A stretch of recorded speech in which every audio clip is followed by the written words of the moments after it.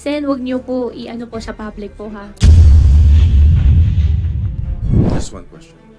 With the permission. Sen, Sen Bong Revilla for one related question. Miss Alice, sino yung nagde-death threat sa'yo? Pilipino ba siya o Chinese? Miss Alice.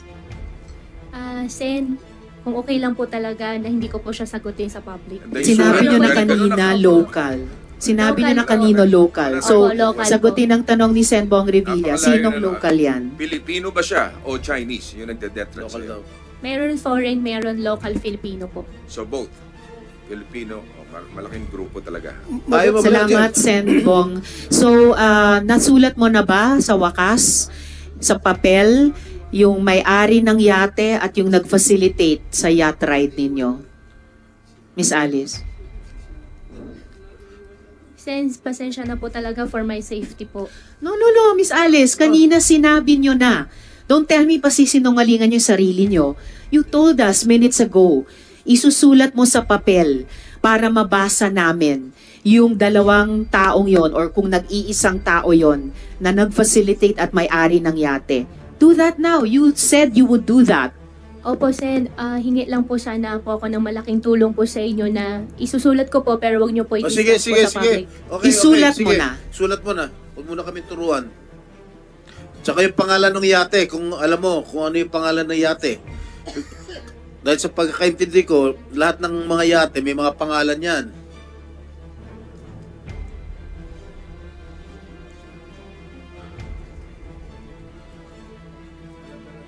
Sus, tuturuan pa tayo nito mga ito.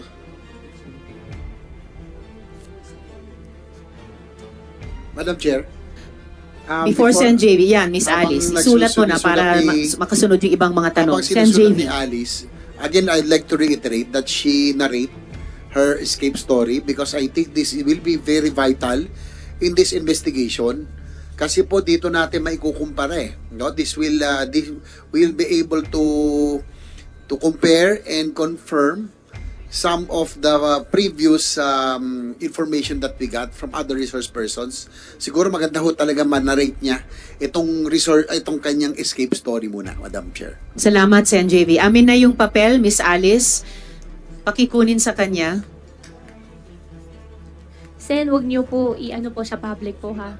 Huwag nyo kaming uutusan, Miss Alice. Pasensya na po. Ang susunod naming tanong, kanina pang tanong, ano yung naging ruta nyo sa yate nung pag-alis nyo sa Manila?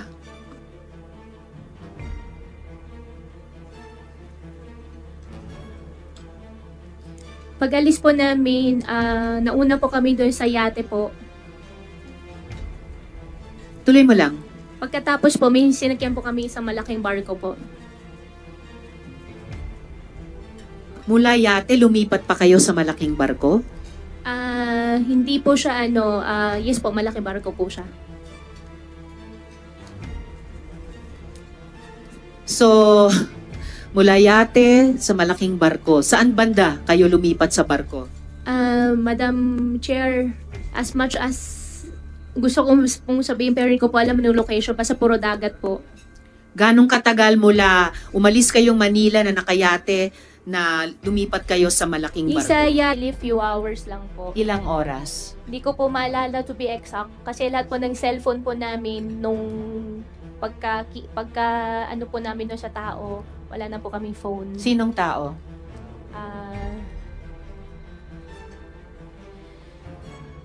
Sinong tao po yun? Meron pong isang babae po. Babae? Pilipina o dayuhan? Dayuhan po. Anong nationality? Hindi po ako sure kung siya po ay... Hindi po ako sure sa nationality po niya, pero definitely hindi po siya Filipino. Hindi siya Pinay. Asian ba siya? Puti ba siya? Latina Asian ba siya? po siya, African? Asian po. Asian. Bakit niya kinuha yung mga cellphone niyo? Kasama po yun sa usapan po. Ano yung usapan? Walang phone, wala po lahat. Bakit may ganong usapan na walang phone? Yan po ang sabi po sa amin po. Dahil? Siguro po for safety na rin po. Safety nino? Para sa akin lang po, baka para sa safety na rin po ng lahat. Basta wala pong cellphone, bawal po. Bakit magiging peligroso ang may cellphone sa lahat? Hindi ko po alam. Basta yung pong sinabi po na walang cellphone po. So lumipat kayo sa barko some hours after bumiyahe kayo sa yate. Opo. Estimate number of hours Hindi ko po bago kayo ma-estimate kasi baka lumipat. magkamali po ako. Wala po akong talaga maano po sa hours po. Mas okay na magkamali kaysa magsinungaling. Yung honest effort to tell the truth, mas okay nang magkamali. Gabi kayo umalis sa Manila? Gabi Opo, pa ba gabi nung po. lumipat sa barko or madaling araw na? Ano pa rin po, madilim pa rin po. Madilim pa rin. Opo, madilim So, pa rin po. anong oras ba kayo umalis sa Manila na gabi? Pagdating po kasi namin ng Manila po, ikot-ikot po kami ng ikot eh. Hindi, anong Ah. oras kayo sumampas sa yate? Hindi ko po maalala nung time, pero definitely po siguro mga bago naman po mag 10 o'clock. So, bago mag-10, so mga 9 p.m. or so. And Pero then, hindi pa ako sure to be exact po doon sa time po. and then bumiyahe kayo ng ilang oras bago lumipat sa barko. Opo. Paglipat sa barko, madilim pa ba or sisikat na ang araw? Madilim pa rin po. Madilim pa rin. Opo. And then pagkasakay nyo sa barko, anong ginawa nyong sunod? Pagkasakay po sa barko po, Madam Chair, pinasok po kami sa isang room. Doon na po kami. Ilang oras kayo dun sa room sa barko? Ay, matagal po. Ganong Araw katagal? po. Ilang araw? Hindi ko po, siguro mga 4. 4 days? Baka 4 or 3 or 5, mga ganun. Basta matagal po. 3 to 5 days? Ilang beses kayo nag-breakfast? Ako po kasi hindi pa ako nagbe-breakfast. Okay, ilang beses kayo nag-lunch? Yung food po kasi namin, may ano po kami, siguro mga 3 or mga 4 days po siguro. Mga 4 times kasi kayo nag-lunch. Sa mga 4 days kayo doon. And then, paglabas nyo sa room, teka, 4 na araw, nasa room lang kayo? Hindi po kami pinapalabas. Hindi kayo lumalabas doon sa deck ng barko? Hindi po. Hindi ba claustrophobic yan? Actually, nung nakasakay na po kami sa malaking barko, sa totoo lang, kung pwede lang atras na rin ako nun. Nakakatakot. talaga. Bakit ka aatras sana? Parang nakakatakot po talaga. Ano yung inaatrasan mo? Sana. Gusto ko na pong umuwi, gusto ko na bumalik. So, ba't hindi mo ginawa? Yung nga po nagkamali din po ako talaga dun. Yung kwartong iyon, may bintana ba? Wala po siyang bintana. Parang lang Meron o wala? Wala po siyang, kasi pag bintana po yung nabubuksan po, di ba? Hindi, bintana na nakakakita kayo sa labas. Meron po siyang isang maliit, meron po. Okay, so anong nakikita nyo dun sa isang maliit na bintana? Wala po kami nakikita po, Madam Chair. Pero nakikita nyong sumisikat ang araw, lumulubog ang araw, Opo. maaring sumisikat ang buwan, tapos nawawala. Wala pong ganun eh. Anong meron? Nasa site lang po siya. Kahit na, sa side makikita mo yung langit, kung lumiliwanag, dumidilim. Nakikita nyo yung pagbago ng oras sa bawat araw. To be exact po, Madam Chair, hindi ko na rin po napapansin po. So, basta sabi mo mga 4 na araw. Pagkatapos ng 4 na araw na hindi daw kayo lumabas sa kwarto, paglabas nyo sa deck, sa barko, nasaan na kayo? Paglabas po namin, may sinakyan pa po kami, may sinakyan po kami isang maliit na bangka. Maliit na bangka. Opo. Nasaan na kayo nun? Yung bangka po, bumiyahe pa po kami, tapos Malaysia na po. Ganong katagal kayo bumiyahe? Ilan hours din po yun. Saan ka sumakay ng SP bangka, Pro if I Tem. may? SP Pro Tem. Saan ka sumakay ng bangka? Hindi ko po alam yung exact location din po, Sen. Basta dagat po. Hindi mo alam yung daungan? Hindi mo alam kung saan? Hindi po. At saka instruction po sa amin, wag na po kami tumingin. Wag na po kami. Nakapiring kayo? Hindi naman po. Naka-sunglass pa rin po.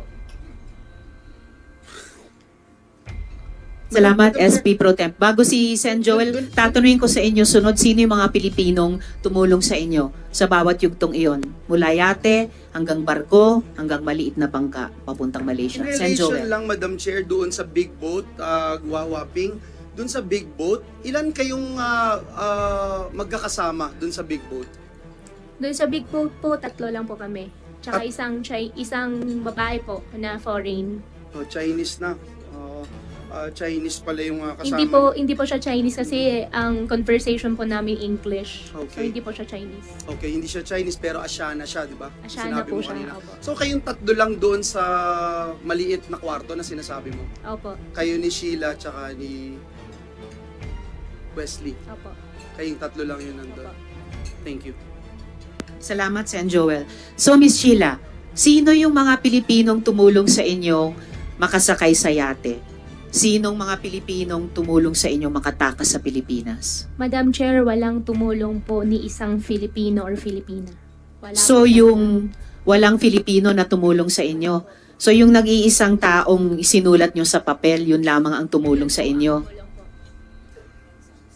Ito bang taong, Madam SP Chair, Pro ito Temp. bang taong to sinulat mo nandito sa Pilipinas? Understanding ko po wala. Nakatakas na rin? Hindi ko po alam pero alam ko po wala po siya dito. Sa pagkakala mo, nasaan? Hindi ko po alam, Sen. Paano ka kinontak? Nag-usap po kami. Paano siya nag-facilitate nung pag-alis mo? Bago po nangyari po yan, nag-usap po kami. Bago nandito siya sa Pilipinas noon nung nag-usap kayo. Phone po kami nag-usap. Kaya nga, nasan siya? Hindi ko po alam exactly asan po siya doon. Are you sure walang Pilipino, walang government official na tumulong sa pag-eskapo mo rito sa ating bansa? Sen, wala po. Walang Filipino. That's impossible. Imposibleng walang tumulong sa iyo Pilipino para makatakas dito sa Pilipinas.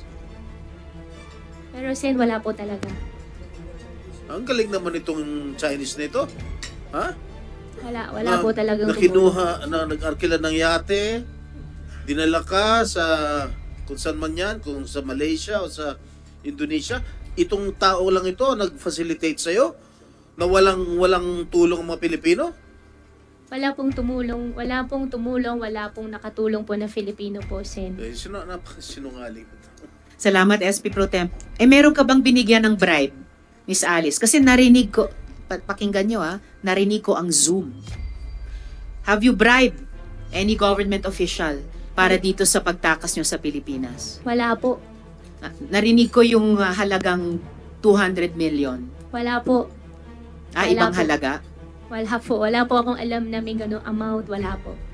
Kung totoong walang tumulong na Pilipino, sino nagbibigay ng instruction sa mga dayuhang kasama nyo? At sino nagbibigay ng instruction sa inyo? Tungkol doon sa, sabi mo kanina, usapan kung paano gagawin ang pagtakas nyo. Wala po ako nakitang Filipino. Wala rin pong tumulong po sa akin na Filipino po. Miss Alice, bago si Sen Joel, yung bawat ahensyang nandirito ngayon, gumagawa ng sariling internal investigation nila. Hindi lang tungkol sa inyo, tungkol sa mga tao nilang posibleng tumulong sa inyo. Kapag hindi kayo nagsabi ng totoo sa amin tungkol sa mga tumulong sa inyo, pati dun sa internal investigation ng mga ahensya, madadawit kayo. Sen Madam Chair, Joel. just one question. So itong sinulat mong tao sa papel, bakit kanya tinutulungan? Alam niyang tatakas ka. Alam niyang puganti ka. Sen, siguro hindi ko po talaga siya may discuss lang po sa public. Kung bakit kanya tinutulungan? Hindi ko po lang po talaga siya may discuss. Kaya Pero pwede ko po i-discuss po sa inyo. Okay, sige. I will wait for that. Hindi. But, Madam Chair. Wawaping, sino nagbayad nung mga travel mo? Libre ba to? Nung sumakay ka dun sa yate, sa big boat, sa small boat, libre lahat to? O magkano binayad mo per sakay mo kung hindi 200 million? Sen, wala pa akong binayaran po. So Sino lahat bayad? libre. Wala pa akong binayaran po. Lahat libre. Wala po akong binayaran. Kaya nga, uulitin ko, mula sa yate, walang bayad. Sa malaking boat, 4 days, 5 days, walang bayad. Maliit na boat, wala pa ring bayad. Nung sumakay ka dito sa mga to, from the yate to the big boat to the small boat, merong nag-aasikaso sa inyo doon.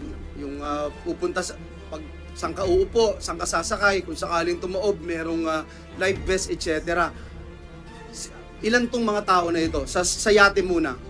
Yung babae po ang kasama namin all the way po. Yeah, hanggang makarating ka doon sa dulo. Hanggang makarating po sa Okay. dulo. So siya yung laging lahat na nagpa-facilitate itong Asiano na babae na ito, no? Babae po na Asian. Oo. Doon, no, pagsakay nyo, sinasabi sa inyo, saan tayo unang pupunta? Itong yate na ito, pupunta tayo sa para doon sa malaking para sa malaking boat. Anong sabi sa iyo? Wala na pong mga ganun discussion po. Nung sumakay ka doon sa malaking boat at 4 na araw ka na doon sa maliit na kwarto, anong sabi sa iyo? Saan kayo pupunta?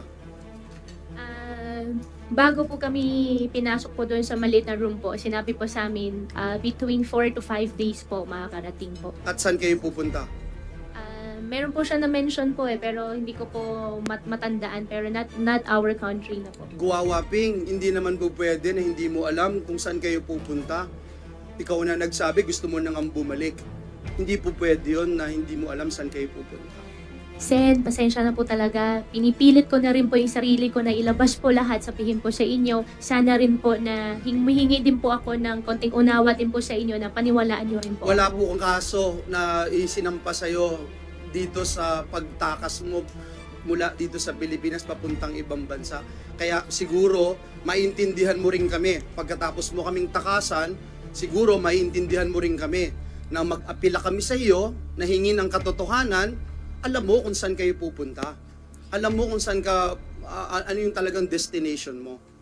Para i-meet itong mga taong i-meet mo at mamaya tatanungin ko yun.